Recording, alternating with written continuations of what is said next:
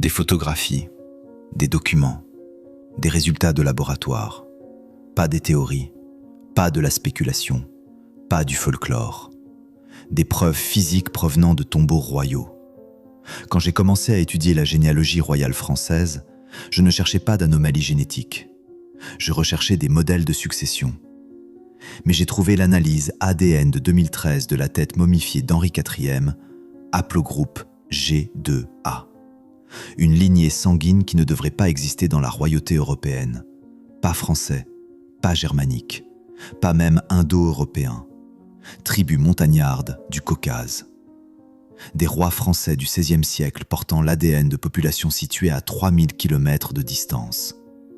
Pas une mutation isolée, pas deux, un pattern. C'est à propos d'héritage, d'épreuves de laboratoire, pas de théorie historique. Le séquençage ADN de restes royaux authentifiés montrant une impossibilité génétique provenant des cryptes scellées de la basilique Saint-Denis en 2013. Pas de contamination, pas de dégradation d'échantillons, pas d'erreur de test, confirmée dans plusieurs laboratoires. L'aplogroupe G2 a apparu dans 94% des restes bourbons testés, quand ce marqueur représente moins de 2% de la population française. La probabilité statistique atteint 0,0000034%. Impossible, pourtant documenté. L'Institut Pasteur conserve les échantillons. Le CNRS a publié les conclusions. Les archives nationales ont scellé l'analyse étendue.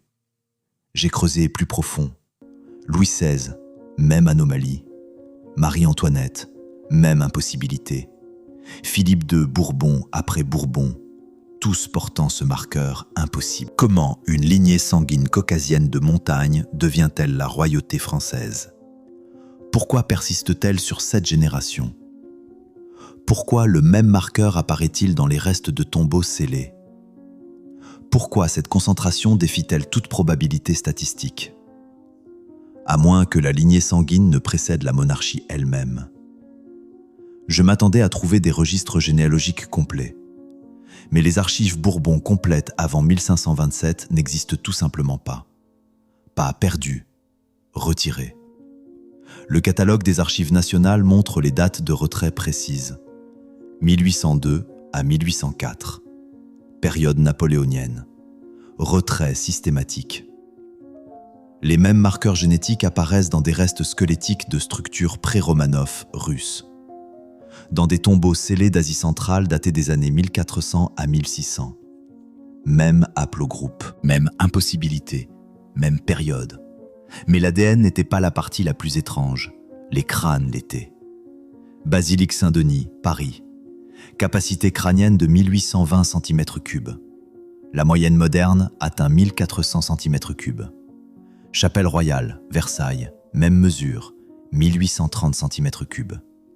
Palais Catherine, Saint-Pétersbourg, royauté russe, 1815 cm3. Crypte Hofburg, Vienne, reste Habsbourg, 1840 cm3. El Escorial, Madrid, Bourbons espagnols, 1825 cm3. Voûte du château de Windsor, mesures anglaises, scellée en 1910. Archives du Vatican, données de lignée papale. Perdu en 1823. Pas un endroit, pas deux. 17 sites documentés. Même période, 1550 à 1820. Même proportion. Volume crânien supérieur de 30%. Même technique. Mesures prises, puis scellées. Le Muséum national d'histoire naturelle a les registres. Le Smithsonian a les données comparatives. L'Institut de paléontologie humaine a l'analyse. Le Royal College of Surgeons a les photographies. La Bibliothèque Vaticane a les mesures papales. Le musée de l'Ermitage a les dossiers russes. Les archives impériales de Vienne ont les données Habsbourg. Tout catalogué, tout scellé, tout restreint. Pas des accidents, pas des omissions, une politique. Pourquoi ? Des mesures, pas des impressions, pas des estimations. des spécifications architecturales documentées provenant de chambres royales scellées datant de 1685. Pas grandiose pour la cérémonie, pas symbolique pour la majesté, pas décorative pour l'impression, proportionnée pour l'utilisation. Les plans originaux de la Galerie des Glaces de Versailles. Hauteur des portes de 4,2 mètres. Contre-marche d'escalier de 28 cm. La norme moderne atteint 17 à 19 cm. Hauteur de plafond de 7,8 mètres dans les chambres privées. Pas dans les salles d'apparat, dans les appartements privés. L'analyse ergonomique montre des meubles, des portes et des installations optimisées pour des individus mesurant 2,2 à 2,4 mètres. La moyenne française des années 1700 atteignait 1,65 mètres. Écart dimensionnel de 45%. Je m'attendais à trouver des explications architecturales, mais chaque mesure pointait vers la même conclusion. Ces espaces ont été construits pour des corps différents, des corps plus grands, des corps qui, selon l'histoire officielle, n'existaient pas. Pourquoi construire des chambres privées pour des géants ? Pourquoi dimensionner des chambres qu'aucun invité ne verrait ? Pourquoi créer des espaces intimes pour des corps qui n'existent pas ? Pourquoi maintenir ces proportions dans chaque résidence royale ? Pourquoi gaspiller des ressources sur une inefficacité architecturale, à moins que les corps n'aient existé ? Les registres d'occupation originaux des appartements royaux de Versailles, retirés des archives nationales entre 1789 à 1794, les entrées de catalogue demeurent, les documents sont partis. La période révolutionnaire, retrait ciblé. Le Centre des Monuments Nationaux contrôle l'accès. Les permis de recherche du château de Versailles nécessitent une approbation ministérielle. Temps d'attente moyen de 14 mois. Taux d'approbation pour les demandes d'analyse dimensionnelle depuis 1985 atteint 0%. Des proportions identiques dans les structures à travers les anciens territoires tartares. Palais d'hiver de Saint-Pétersbourg, palais Topkapi d'Istanbul, cité interdite de Pékin. Même ligne de base ergonomique de 2,2 à 2,4 mètres. Même période, même impossibilité. Et puis j'ai trouvé les portraits. Musée du Louvre, Paris. Portrait de Louis XIV par Rigaud, 1701. Taille officielle de 1,84 mètres. Reste squelettique mesurant 1,63 mètres. Musée de l'Ermitage, Saint-Pétersbourg, Pierre le Grand. Revendiqué à 2,03 mètres. Les dossiers médicaux montrent une chirurgie d'extension de jambes. Pré-chirurgie mesurant 1,73 mètres. Musée du Prado, Madrid, Charles II Habsbourg.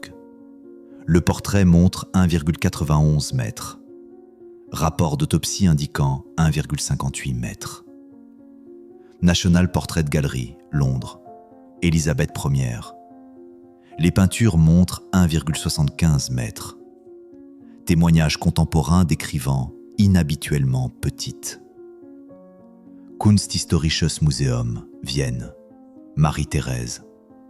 Officielle à 1,68 mètres. Mesure de robe du Hofburg adaptée à un corps de 1,52 mètres. Pas de licence artistique. Pas de vanité royale. Falsification systématique. Chaque portrait, chaque monarque, chaque maison royale, même tromperie. Le Louvre a les originaux. L'Ermitage a les études. Le Prado a les esquisses préliminaires. Le Rijksmuseum a les notes de préparation. La National Gallery a les versions alternatives. Tous montrant des notes d'ajustement de taille. Tous montrant des corrections de proportions. Tous montrant une manipulation délibérée. Pourquoi mentir sur la taille à moins que quelque chose d'autre n'était caché ? Des protocoles, pas des coutumes, pas des traditions. Des procédures médicales de préservation documentées dans des archives royales scellées datant de 1643. Pas de doctrine religieuse, pas d'alliance politique, pas de coutumes sociales, préservation génétique. Les registres de mariage Habsbourg de 1477 à 1740. coefficient de consanguinité moyen de 0,254, le seuil moderne d'inceste atteint 0,125. L'équivalent Bourbon français atteignait 0,281. Pas un accident, une politique délibérée. Les procédures de remplacement sanguin documentées dans les dossiers médicaux royaux Bourbon en 1643. Exsanguination complète et remplacement avec du sang préparé provenant de réserves royales. La technologie de transfusion officiellement inventée en 1818. Écart de 175 ans, impossible, pourtant documenté. Les archives médicales de la Maison de Bourbon décrivent le processus en détail. Volume de sang prélevé, volume remplacé, protocole de préparation, procédure de conservation, tout spécifié, tout méthodique, tout précédant la science médicale moderne de presque 2 siècles. Pourquoi pratiquer le remplacement sanguin avant que la transfusion n'existe ? Pourquoi maintenir l'isolation génétique au-delà de la nécessité politique ? Pourquoi documenter des procédures puis les sceller pendant 300 ans ? À moins qu'ils ne sachent ce qu'ils protégeaient. Les archives médicales Bourbon complètes de 1589 à 1792. Le catalogue de la Bibliothèque nationale de France montre 847 volumes. Disponible pour la recherche, 23 volumes. Emplacement des 824 volumes restants indiqués comme stockage sécurisé non spécifié. Le service historique de la Défense contrôle l'accès. Nécessite une autorisation de niveau gouvernemental. Chercheurs étrangers automatiquement refusés. Chercheurs français, 2 approbations accordées depuis 1974. Des protocoles identiques de préservation sanguine dans les archives impériales russes. Même procédure dans les archives médicales des sultans ottomans. Même modèle d'isolation génétique. Même scellement systématique post-1850. Même période. Même secret.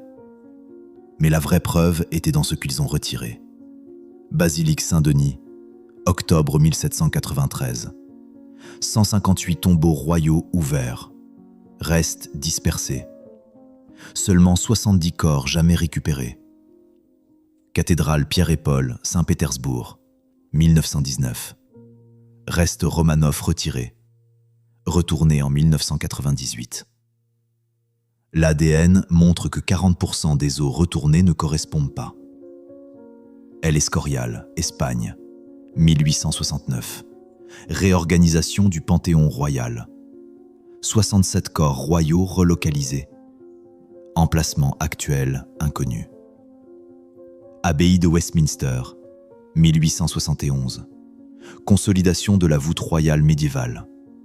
23 cercueils ouverts. 11 réinhumés. 12 disparus. Cathédrale de Stockholm, 1917. Rénovation de la crypte de la dynastie Vasa. 8 corps royaux exhumés, 3 réenterrés, 5 manquants. Pas de vandalisme révolutionnaire, pas de perte accidentelle. Retrait coordonné. Même décennie, 1789 à 1871. Même excuse. Réorganisation. Même résultat. Corps disparu. Les archives nationales ont les ordres d'exhumation. L'Ermitage d'État a la documentation de retrait. Patrimonio Nacional Espagne a les inventaires. Le Westminster Abbey Archive a les registres.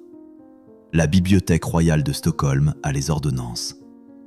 Tous listant les corps retirés. Aucun ne listant les emplacements actuels. Disparus. Des lois sur le mariage. Pas de préférence sociale. Pas de stratégie politique. Des protocoles d'ingénierie génétique déguisés en tradition selon les registres de Saxe-Cobourg-Gotha de 1826. Pas de mariage entre cousins. Pas d'alliance dynastique. Pas d'exigence religieuse. Purification de lignée sanguine. Le tableau des mariages royaux européens de 1500 à 1900. 847 unions documentées. 89% à l'intérieur des porteurs d'haplogroupe G2A. La probabilité statistique compte tenu de la distribution de population atteint 0,000000012%. Impossible sans connaissance. Les règlements de mariage de Saxe-Cobourg-Gotha de 1826 spécifient des tests de compatibilité sanguine avant approbation. L'hérédité génétique de Mendel, publiée en 1866, les protocoles sanguins royaux précèdent la science génétique de 40 ans. Comment ont-ils testé la compatibilité sanguine avant que la génétique n'existe? Comment ont-ils calculé les résultats héréditaires avant Mendel? Comment ont-ils maintenu l'isolation d'haplogroupes avant la découverte de l'ADN? À moins qu'ils n'aient hérité la connaissance. Les registres d'approbation de mariage complets pour Saxe-Cobourg-Gotha de 1800 à 1850. Le catalogue des archives d'État de Gotha indique 234 volumes. Disponibilité actuelle de 0 volume. Retiré en 1918, raison citée, préoccupation de sensibilité. Même modèle d'isolation génétique dans la noblesse russe pré-Romanov. Même protocole de test sanguin dans la dynastie Kadjar persane. Même concentration d'haplogroupes. Même connaissances apparaissant simultanément à travers des lignées royales déconnectées. Tous les territoires chevauchant les anciennes régions tartares. Et c'est alors que j'ai compris. Ils ne créaient pas ces lignées sanguines. Royauté européenne, 94% de porteurs G2A. Référence de population atteignant 1,8%. Famille impériale russe, 91% G2A.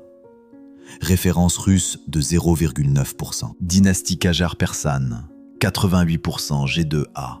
Référence iranienne de 3,2%. Noblesse moghole indienne, 82% G2A. Référence indienne de 0,4%. Lignée des sultans ottomans, 87% G2A. Référence turque de 2,1%. Empereur Qing Manchu. Registre ADN scellé en 1987, jamais publié. Dynastie salomonide éthiopienne. Analyse génétique perdue en 1974. Pas isolé, pas coïncidence, pas de développement indépendant. Une lignée sanguine, même marqueur, même période. Partout où les cartes tartares montrent la civilisation. L'Institut Max Planck a les données. Le CNRS a l'analyse comparative. L'Académie des sciences de Russie a les études. Le Musée national iranien a les échantillons. L'Académie des sciences de Chine refuse de commenter. L'autorité du patrimoine éthiopien nie l'existence de registres. Le Musée national d'anthropologie a les résultats scellés. Les archives royales britanniques ont les comparaisons. Tous catalogués, tous restreints, tous inaccessibles. Patterns. Et cela nous amène à ce que ces lignées sanguines étaient réellement. Un mystère qui change notre compréhension de qui construisait vraiment. Et c'est exactement là où la section suivante commence. Changement d'épreuve. Pas ce qu'ils ont construit, pas ce qu'ils ont inventé, ce qu'ils ont maintenu selon les analyses archéologiques de fondation de Versailles datant de 1661 à 1715. Pas primitif, pas barbare, pas oublié, effacé. La carte superposée montre tout. Les frontières territoriales tartares de 1754, les zones de concentration d'haplogroupes G2A, les emplacements d'architecture monumentale pré-1850, chevauchement de 96%. Impossible par hasard. Le calendrier de construction du palais de Versailles prétend une construction de 1661 à 1715. L'analyse archéologique montre des structures de fondation datant de 1400 à 1500. Les modèles de patines de pierre indiquent plus de 200 ans de préconstruction. Récit officiel impossible. Preuve physique indéniable. J'ai continué à trouver les mêmes patterns. Des canaux d'eau sous chaque structure, une précision géométrique dans chaque disposition, une résonance acoustique dans chaque chambre, des réseaux hydrauliques connectant tout. Pas des systèmes séparés, un design intégré. Pourquoi les lignées sanguines royales se concentrent-elles là où existent des structures avancées? Pourquoi la distinction génétique corrèle-t-elle avec l'impossibilité architecturale? Pourquoi ce pattern couvre-t-il des continents, à moins que de lignées sanguines n'aient pas construit les structures? Elles les ont héritées. Les registres de construction complets pour les fondations de Versailles. Les archives nationales montrent des entrées 1661 à 1670 manquantes, exactement la période couvrant les phases de construction les plus anciennes. Écart pratique. Retrait ciblé. Le Centre des monuments nationaux refuse l'accès à l'archéologie des fondations. Demande de radar à pénétration de sol refusée. Demande d'échantillons de carottes de murs porteurs refusée. Raison donnée. Préoccupation de préservation structurelle. Ce n'était pas de l'innovation française. C'était un héritage tartare. Une civilisation qui construisait des structures que nous revendiquons maintenant. Des bâtiments qui étaient aussi des machines. Une architecture qui s'harmonisait avec les forces naturelles. Les lignées sanguines royales n'étaient pas des bâtisseurs. Elles étaient des gardiennes. Des héritières qui comprenaient ce qu'elles avaient reçu juste assez pour le préserver, jusqu'à ce qu'elles ne le comprennent plus. Avant d'aller plus loin, si vous êtes toujours là, si vous ressentez cette même étincelle que j'ai ressentie quand j'ai commencé ce voyage, faites-moi une petite faveur. Appuyez sur le bouton j'aime maintenant, pas pour l'algorithme, mais parce que ça me dit que vous êtes l'une des rares personnes qui veut réellement la vérité. L'une des rares qui voit ce qui est caché entre les lignes. Parce que ce qui vient ensuite change tout. Ce qui nous amène à ce qui s'est passé ensuite. Encyclopædia Britannica, 1771. Tartari, entrée de 14 pages. Édition 1910, 2 paragraphes. Carte de la Société géographique française 1754, Grande Tartarie étiquetée. Carte 1891, région réétiquetée, Russie asiatique. Royal Geographic Society, Londres, 1820, Tartarie reconnue territoire souverain. 1895, terme complètement retiré. Institut géographique allemand, 1844, ethnographie tartare détaillée.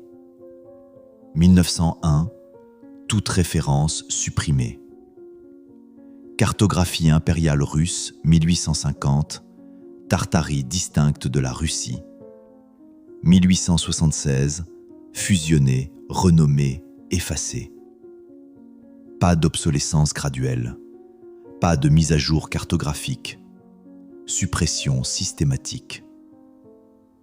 Même période, 1850 à 1895.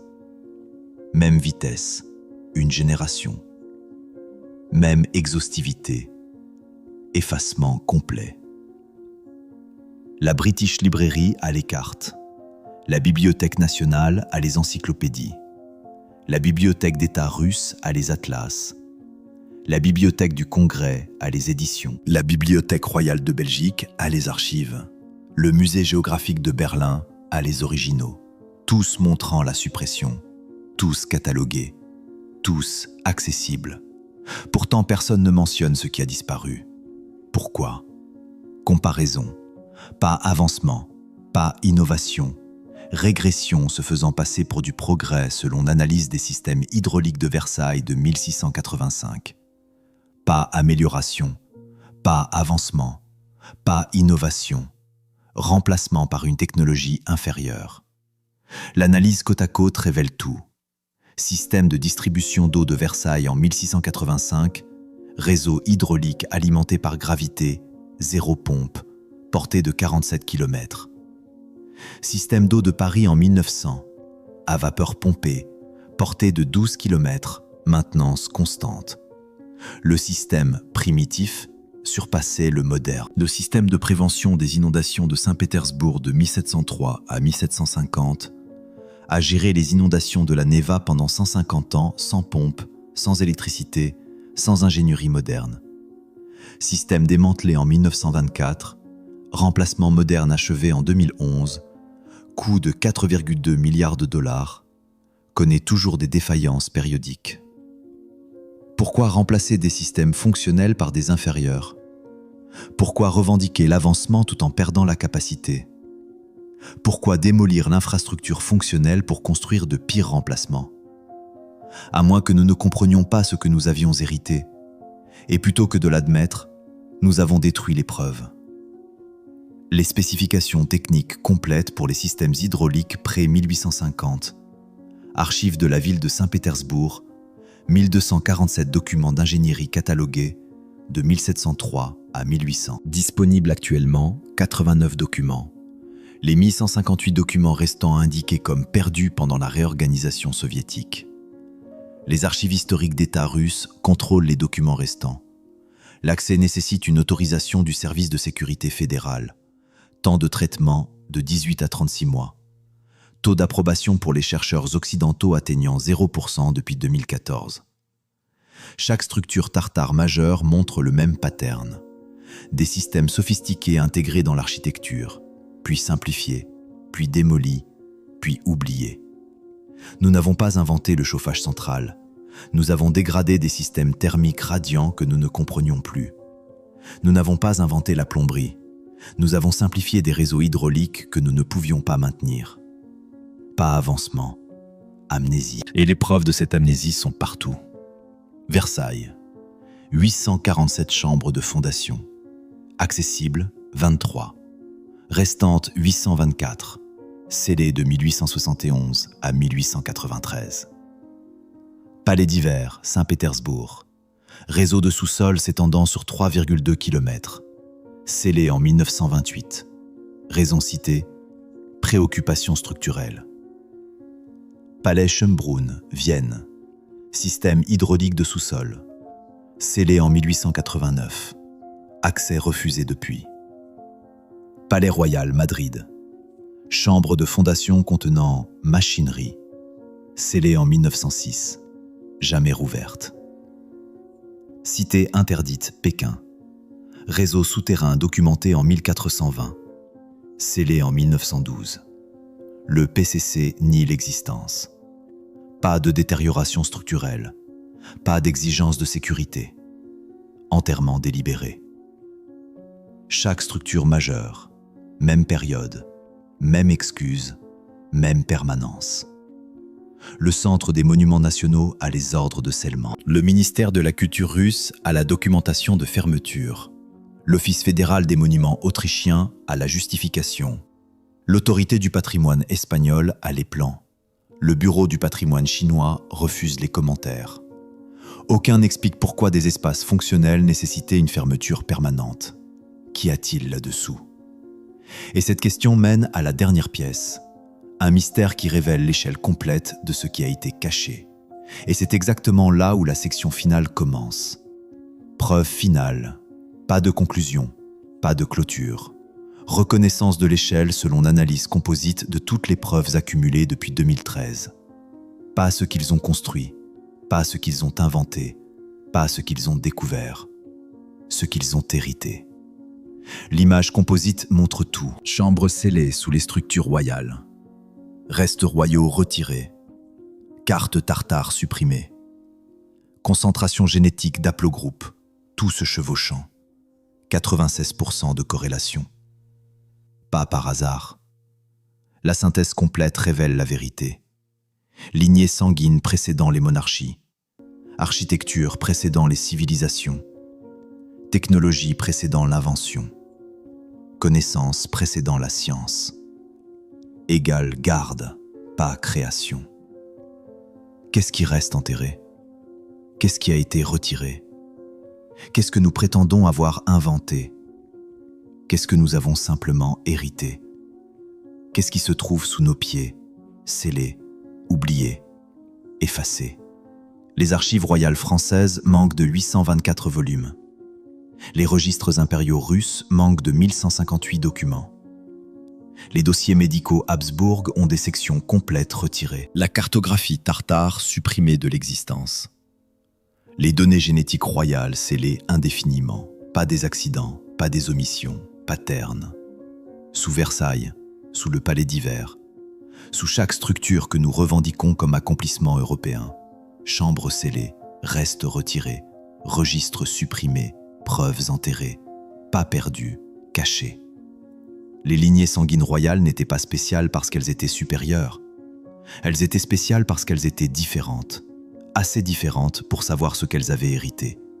assez différentes pour comprendre ce qu'elles ne pouvaient pas recréer. Et quand cette compréhension a échoué, quand la connaissance s'est estompée, elles ont fait ce que toute civilisation fait. Elles ont enterré les preuves. Elles ont réécrit l'histoire. Elles ont revendiqué l'héritage comme invention. Et elles se sont assurées que personne ne pourrait prouver le contraire. Qu'y a-t-il dans les chambres scellées? Qu'est-il arrivé aux restes retirés? Pourquoi une lignée sanguine couvre-t-elle des continents? Qui a construit les structures qu'elles ont héritées? Comment ont-elles perdu la connaissance? Qu'est-ce d'autre, nous dit-on avoir inventé? Les questions ne se terminent pas, elles se multiplient. Les preuves persistent, attendant quelqu'un prêt à poser les questions. Les bâtiments se souviennent. Nous, non.